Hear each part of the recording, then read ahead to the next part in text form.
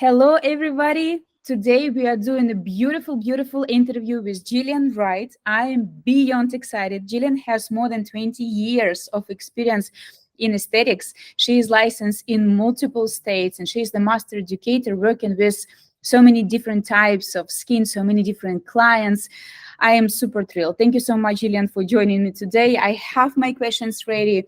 How do you feel today? You're ready to share some of your expertise, some of your experience? Oh, yes, I'm happy to be here, Olga. Thank you for inviting me for this interview. Awesome. Thank you. You guys, if you follow Jillian, you know that she has very unique, customized, and very luxurious treatment protocols. And I wanted to know a little bit more about what is special, what is very, very unique when Jillian is treating her celebrity clients. And this is very interesting thing because, Jillian, I know that you have a few very nice celebrity clients, and we want to know more about that. So how did that happen, that you came to the aesthetic field, and then how your first celebrity clients get to you? And just share your emotions, please. Well, like I said earlier, I've been doing this for quite a long time in New York City, and being in New York, or if I was in LA, the ability to connect with publicists and makeup artists and hairstylists is great. And there's an abundance of like networking when it comes to people referring you to different types of celebrities. And currently I'm working with a Tony-nominated actor for Best Actress. And last year I worked with an A-list actor who was filming here in New York City. And I'm under an NDA, so I can't say who it is, but I do have to tell you, you know, when you're working with celebrities, you really have to be, you have to think on your feet, and you have to be extremely versatile and malleable, because oftentimes you have to go on location. And with that, you can't bring all of your fabulous devices that you have. I have a lot of devices from Zemits that I love. But what's really great is that I'm able to bring the handheld devices, you know, from ultrasound to high frequency, and which allows me to give the celebrity that hands-on professional treatment that I would in the treatment room. And oftentimes it is an abbreviated version of what I would do here, but nonetheless, there's a couple of reasons why a celebrity might have you, or they might do a facial with you. And that is one, because they are prepping for an event or a gala or award season. And secondly, because their character is extremely demanding, or they have to wear prosthetics and their skin is just being ravaged by makeup and whatnot. Because sometimes these actors sit in the chair for over 3 hours. So there's a lot of repair that's happening and a lot of soothing and calming. But back in the day, I had a publicist, and a lot of the estheticians that you see now, like at the Met Gala, at the Academy Awards, they have their own specific publicists. And those publicists are dialed in with assistants and publicists of the actors. So there's this like intricate network of people who know one another. And that's kind of how they get the job.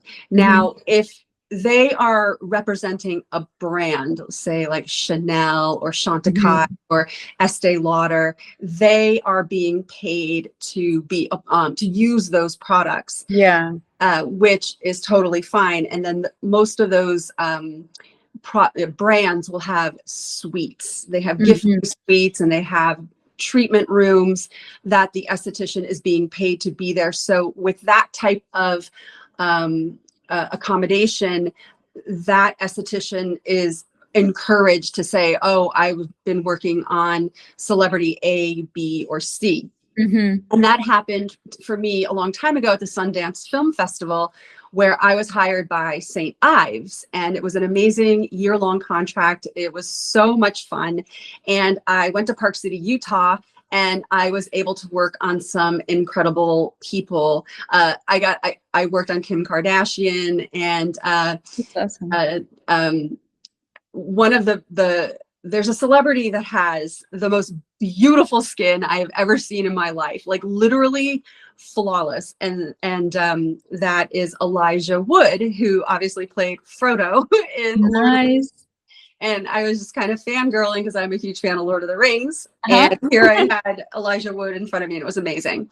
But Nice. currently, I'm working on a couple people whom I've signed an NDA, and those celebrities came to me through referrals of my other clients. And that's one of the benefits of being in New York City, is that I have the stylists and the makeup artists and the private chefs and the lawyers and, you know, the people who are sort of a part of their team.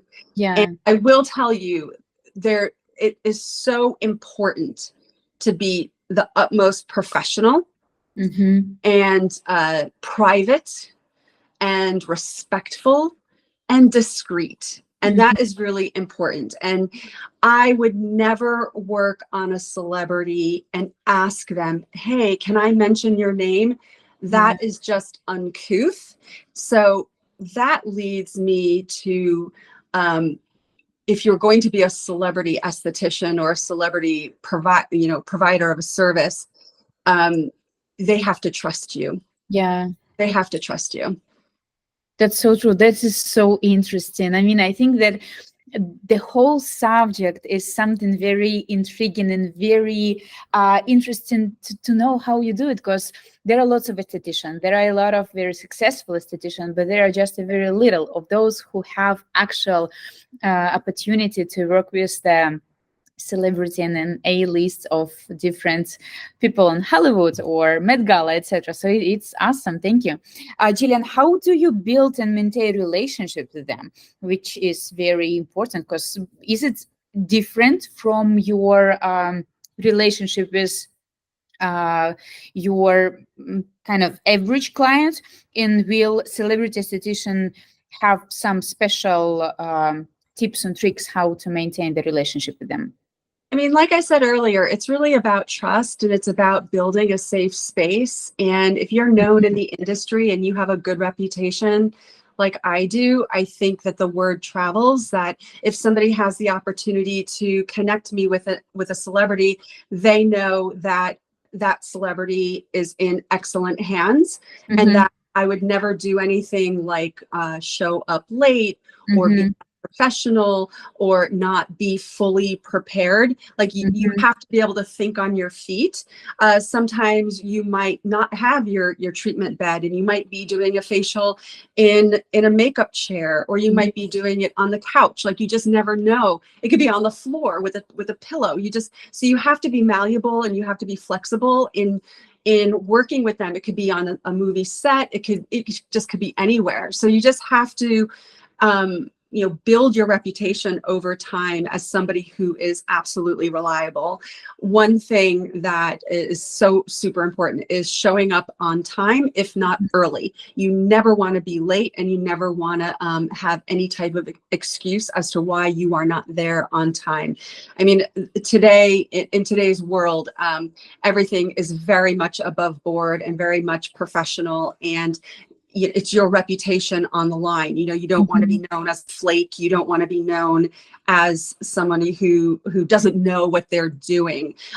When you're in the treatment room, you're so comfortable. Yeah. It's like, this is where we spend most of our time, aside from being home or going to bed. And it's like, you have all your different devices and you have everything at your fingertips. But when you're on location, or if you're working on somebody who has a very specific event, you can't just, do a facial in your sleep. You really have to be on it, and you have to be aware. And maybe that person doesn't want extractions that day and really just wants collagen building and plumping and soothing, and something that, is more like anti-inflammatory and cooling, like cryotoning, which is amazing. So you really just have to be able to think on your feet, and you have to be professional, and you just have to be really on it and aware. You can't show up at a job and like be rubbing your eyes. It's not about you, you know, Mm-hmm. really about them. And, Yeah. you know, I treat everybody the same. However, you know, some of these celebrities are like kind of godlike, you know, they are special and they are different. And it is a special experience. Mhm. It really is. And their face is what they're selling. You know, they're Yeah. on camera. They're you know, morphing into different characters. I Mhm. mean, it's just different. It really, really is. But it's wonderful, you know, and um, you can't, like I said, it's not about you. You know, you can't be like fangirling in their face. You know, you have to really maintain that professional lens at all times. That is so wonderful. Thank you so much for sharing. I think that it's actually respond to my next question. I was going to ask you if there are any strategies you would want to share to stand out from the competition in the industry, but you already did it. Yeah, Anything you want to add? if you say you get hired and you have to go on location, and I mean, believe me, I was very, very nervous the first time I did this A-list actor, because I didn't know where it was going to be. I didn't know how it was going to, I just didn't know anything Yeah. really, but I made a list in my phone of everything that I needed and those just in case items, you know, just in case I had to do extractions, Mhm. or just in case this person didn't like a particular massage oil that I brought, I'd have a backup, I'd have something different. So preparing ahead of time and keeping an ongoing list is, I think, extremely important. You can't just throw things in a bag. And another thing, you know, you can't wear flowy skirts, you can't wear flowy pants. You don't know if you're going on location what type of environment you're going to be in. So I think athleisure or something that's close to the body. So, Mhm. you know, just in case this person, you know, is in a vulnerable position, you're not like, you know, moving this way and moving that way and flapping them with like long sleeves on your arms. So you really just have to be very conscious of it. And I mean, I think I'm in a very lucky position because I am in New York and because I do have incredible clients whom I love very much, and they're very, very loyal to me. And I'm very fortunate that they think of me if they have a situation or an opportunity like this. But if you're new to the industry and this is something that you want to do and something that you want to build over time, you probably would have to be in a metropolitan environment like LA or New York, Mhm. possibly Miami. But you really should hire a publicist. And Mhm. when you hire a publicist, it's very expensive and you have to play the long game. You can't Mhm. just hire a publicist for 2 or 3 months. It's really 6 to 12 months, and you're building relationships. And you might have to do events complimentary at first. However, your time is valuable, so you don't want to do that too often. But sometimes you have to think about what that event might result in afterwards, and a lot of that is relationship building and networking. And then, Mhm. of course, you know, I am just so big on professionalism, and I'm so big on reputation. And I think if you have the opportunity and you're new, like, what do you want to build? How do you want to build it? Do you want to be known? Do you want to be looked at by a L'Oreal or an Estee Lauder or a bigger organization that might have access to more celebrities? I mean, there's so Mhm. many different ways that you can do it.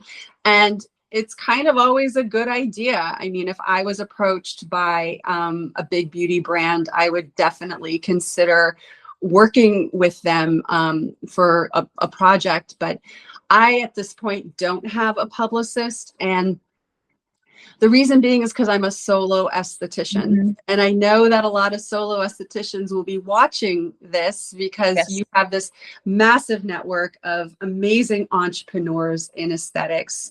And you really have to think about like what relationship will result in. What happens if you get mentioned by Entertainment Tonight or Access Hollywood, or that celebrity says to you, may I mention that you were my esthetician? Yes. You really have to think about what the results are, because it could be huge. One mention could be huge. So what does that mean? Does that mean you're going to be working 7 days a week? That is going to result in burnout. Okay. Or do you want to be known as someone who is private, like I am at this moment?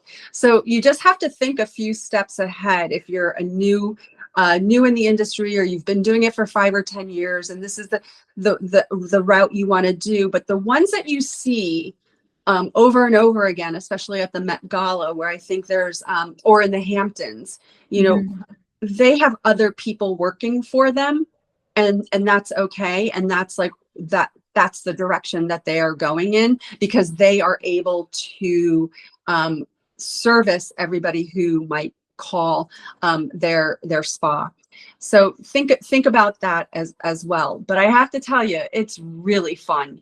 It is really exciting, and it's kind of like, I think about my experiences, and they're definitely highlights of my career. 100%. I'd be lying if I said, oh no, whatever. Oh no.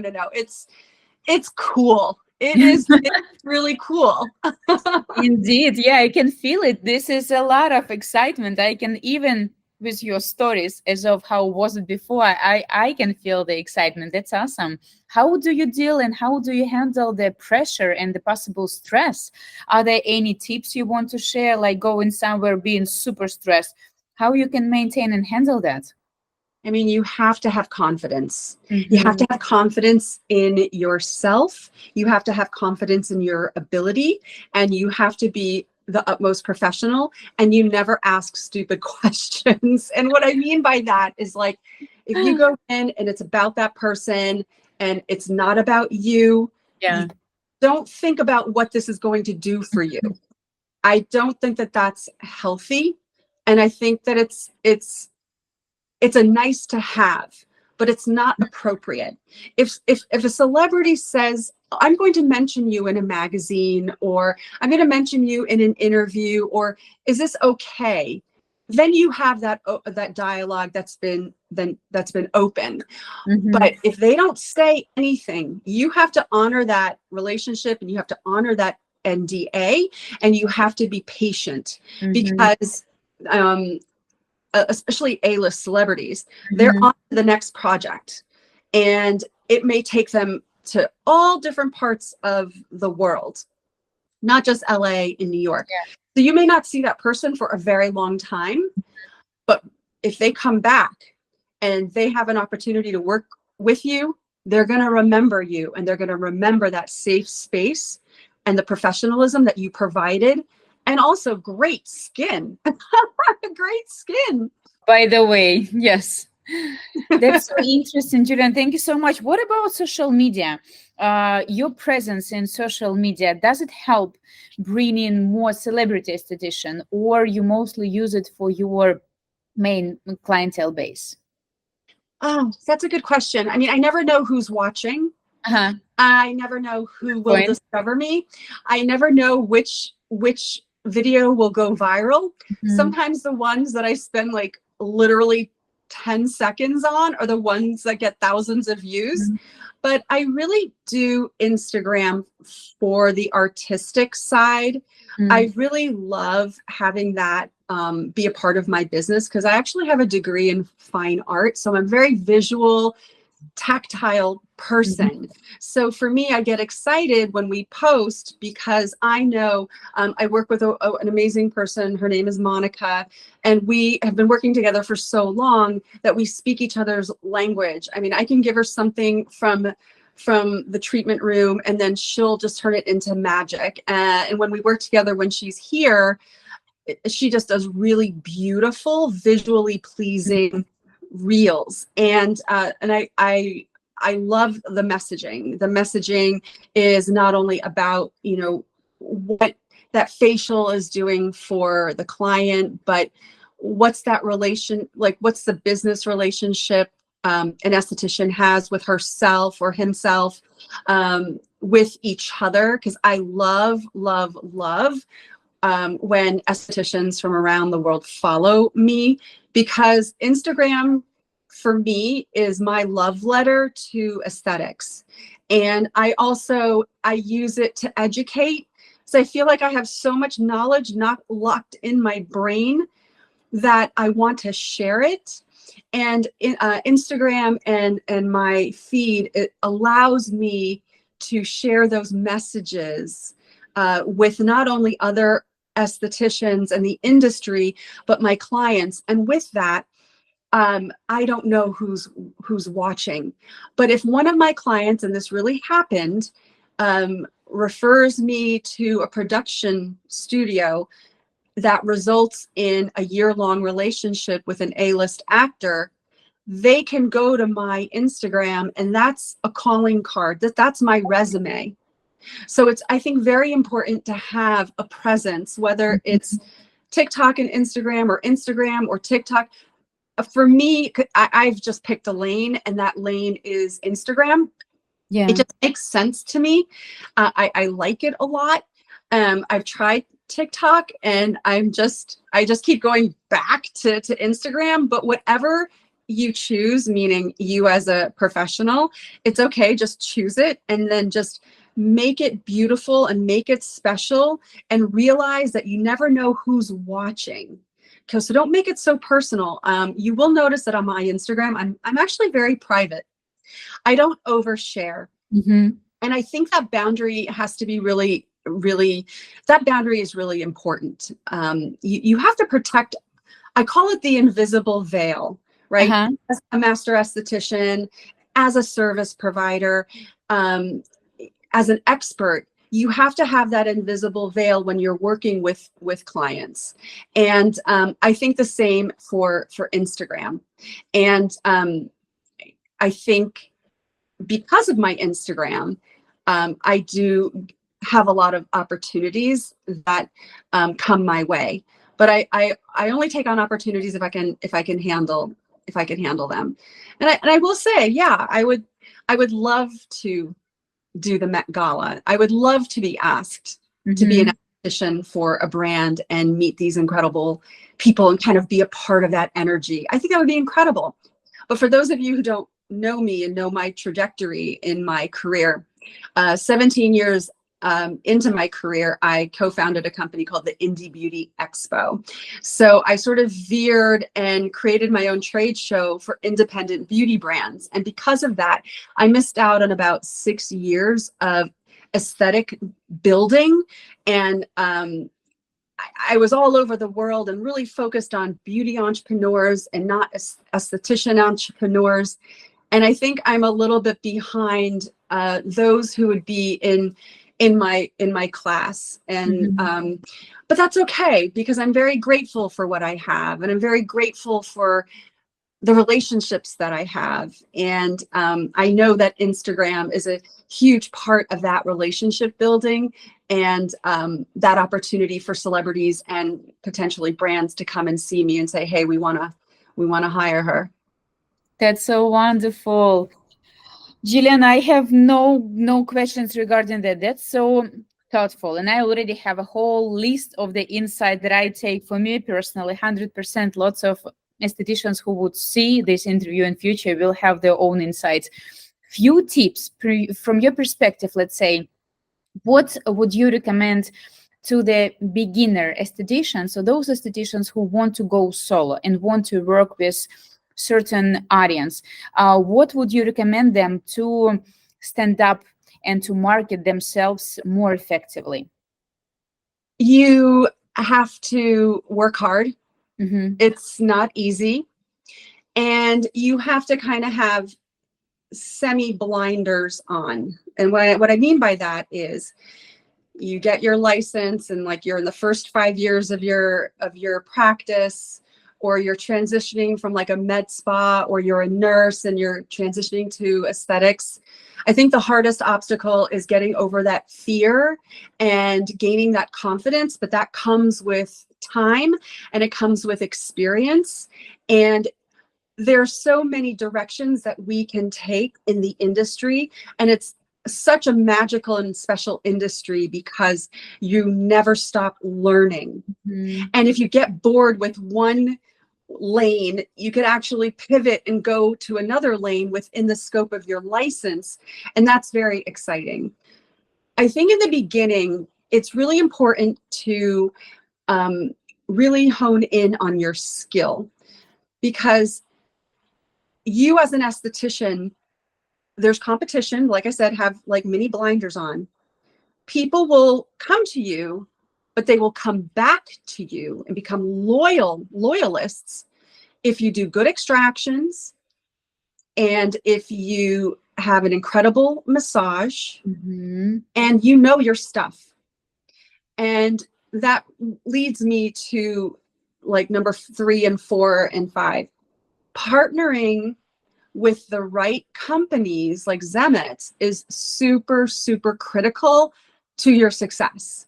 And we're spoiled for choice, and there's a lot of competition. But I truly believe that one of the most important things are the relationships that you build. And business is business, and you either have money or you don't. And when you partner with a company like I have, I love working with Zemits. I've got like 4 or 5 machines, but they are made for estheticians, and Zemits wants to see you succeed. So everything, especially consumables, are priced in a way that is not going to put you in debt. And it's such an amazing network of estheticians. And I mean, I think, Olga, I mean, what I've seen your company do in the last year is just ridiculous. It's like amazing. And I'm not just saying that. I came and worked your booth in New York. I had such a great time. And half of that was not only the people that I met, but also the people that were behind the booth with me. And it was so fun, and everyone was so welcoming. So partnering with the right companies that give you the support and that are there for you to answer all of your questions. There are no stupid questions. And give you the time. As I'm going to tell you, when you're new and you're starting out, everybody has their hand out. Everybody wants your money. And they won't really be honest enough to tell you, well, you need this, but you don't need that. I'm here to tell you what you need and what you don't need.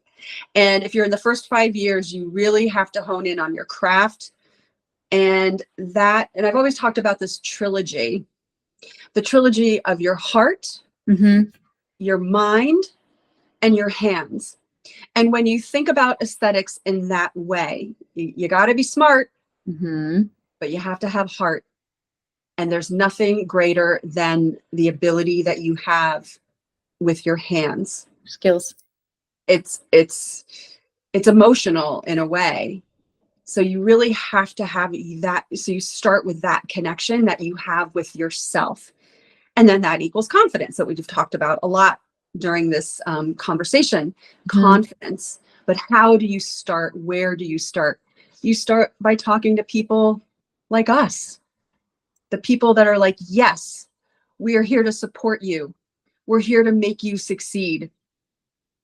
And it doesn't have to be like, you see these estheticians, and I got to tell you, sometimes I have a little bit of FOMO and I have a little bit of envy. I'm only human. Like I said, I would love to be considered as an esthetician for a brand for the Met Gala. And I'm here in New York. I'm like, why don't they know about me? But I'm patient. So, when you're younger, you have to have patience, but you have to get out there and you have to talk to people, but you also have to partner with brands that want you to succeed. And I think can I also mention another thing? Yes, Olga? please. All right. Say you're new and you've got a certain amount of funds to start your business. I would work with brands that offer low to no minimum, or like $200. I got to tell you, I have access to so much skincare. I do have a main brand that I work with. However, I'm like an alchemist, and I'm always trying new things. And like, I want my clients to be really excited and like smell something different and experience something new. So I'm not committed to just one brand. But think about like what you want to do in your practice. Do you want to do, preventative aging? Do you want to do acne? Do you want to focus on pigmentation? Like, what do you want to focus on? You can focus on all of them if you want, because they kind of go hand in hand. But say you're starting out and you can't necessarily afford like a big machine. Invest in the handhelds. Yep. Invest in the handhelds. Get 3 or 4, 5, and then after you grow your business, you'll be able to afford a bigger machine. And it'll happen very quickly. It will. You'll be able to afford that bigger professional device very quickly. But just be very smart with your money and ask a lot of questions. What I love about Zemits is that you guys have a 3-year warranty. Yeah. That's huge. That is not normal. That is very generous, because you never know what's going to go wrong. But that also says, oh yeah, that company is solid and they are behind their equipment and their devices. And then that also tells me, oh yeah, you support the esthetician. So really be your own detective and really ask a lot of questions and write them down. Like, everybody has some sort of smartphone. Write it in a note. There are no stupid questions. I love those advices. It's so true. It's even when you're making your own personal decision, when you want to study new subject, or you came to your doctor and he gave you one opinion, why wouldn't you take a few more to see what other options? Research it. This is how I usually do it. I research it, I analyze what works better for me, and then I choose the decision from that person who gives me multiple options. I choose, yeah, let's go with this. And it's still on me. It's my responsibility where I am going. Jillian, I'm so impressed. I'm so already inspired by you. I don't know if we're gonna do one day the interview in person, then it's gonna be so much even more exciting and enthusiastic. Thank you so much. It was every single advice was so helpful. I have my own insights in what I will write down them right now just to use them in my practice and everyday routine. But that was a lot of wisdom first, a lot of kindness, a lot of your personal expertise, which I think is priceless. And it's so structured. Thank you so much. I loved every single bit of whatever we talked today. It was wonderful. I loved it. I have a lot of information, and I think that you and I should do maybe a presentation at the New York Show 2025 together. Yes. I have a lot of insight and a lot of detailed information about that heart, the mind, and the hands connection, along with, how to structure your business for success. And like I said, I have a lot of information locked in my head after 25 years, especially being in New York City. I would love to share that, and I would love to do some sort of presentation with you in the near future. I would be honored. I mean, I can feel it. You have the knowledge, you have the passion, and you have an eager to share, which I think is so important. This is something like, it's not, you are a complete puzzle. You already are a complete picture. Now you are sharing it with others, which I hope people will actually appreciate and love all the information that you shared. But it was so beautiful. Thank you so much for doing that. I will upload this video to YouTube so everybody can watch it. I will add Jillian's Instagram account. So guys, if anybody have any question, direct them directly to Jillian. She is super responsive. She is the most responsible and responsive person. So text, DM, anything you want to know. I am with all of my heart. Thank you so much. It was the best. I loved it. Yeah, I think that if anybody has any questions or comments, please leave them down below. I will be checking periodically, and yes, definitely follow me on Instagram. That's kind of where my sweet spot is, and Yeah. I would love for more people to enjoy all the different reels and information that I share, and I'm happy to share my entrepreneurial journey with any service provider / esthetician. It would be my pleasure and my honor. Awesome. Thank you so much. Thank you.